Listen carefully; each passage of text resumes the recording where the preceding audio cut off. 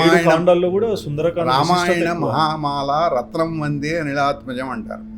రామాయణం అనేటువంటిది ఒక మహారత్నమాల అయితే అందులో నాయకమణిగా ఉండేటువంటిది ఆంజనేయ స్వామి వారు.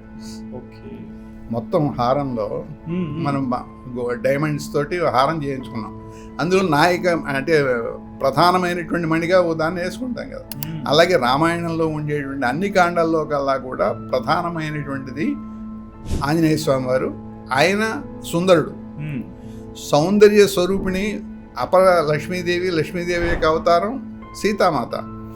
అందుగురించి అపర సౌందర్య రాశి అయినటువంటి అతిలోక సౌందర్య రాశి అయినటువంటి ఆ త్రిపుర సుందరి అమ్మవారిని దర్శించడం కోసమని అహరహరు తపన పడి దర్శించుకుని తన యొక్క జన్మని చరితార్థం చేసుకునేటువంటి సుందర స్వరూపుడు ఆంజనేయుడు.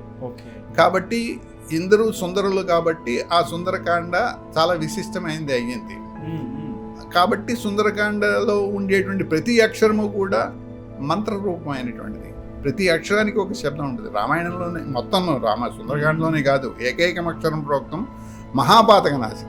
ప్రతి అక్షరం కూడా శ్లోకం కాదు, పాదం కాదు, ఇంకోటి కాదు, ఒక అక్షరం కూడా ప్రతి అక్షరము కూడా అది మంత్రపూతమైనటువంటిది.